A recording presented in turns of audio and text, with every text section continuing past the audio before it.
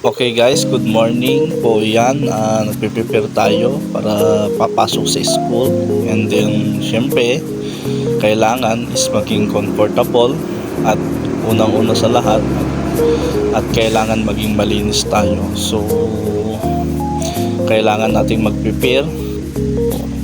Yan, kunin ko na yung ID ko at isusuot ko na.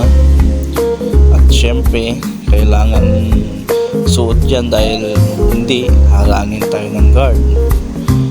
At syempre kailangan maging kompleto ang ating mga gamitan.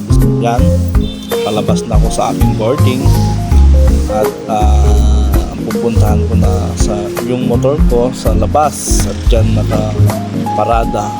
Yan, very init ang panahon. Grabe, umaga pa lang. Makita mo naman.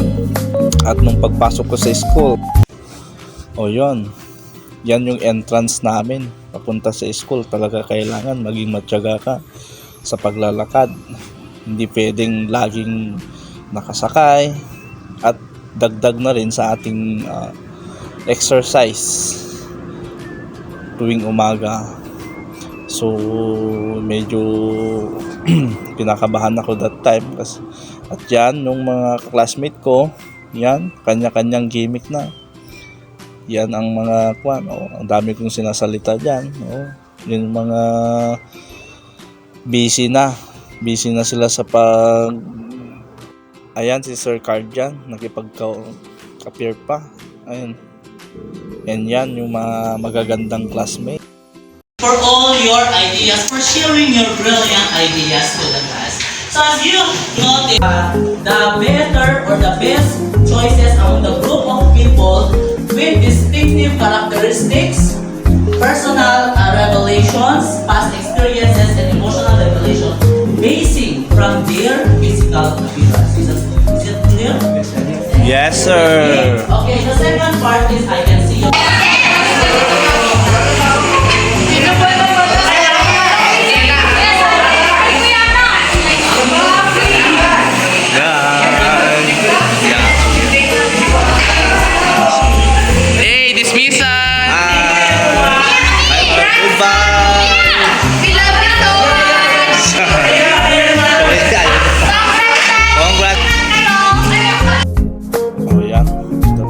So kailangan ko lang uwi sa boarding dahil natapos na ang aming first class. So syempre vacant time natin, so anong gagawin?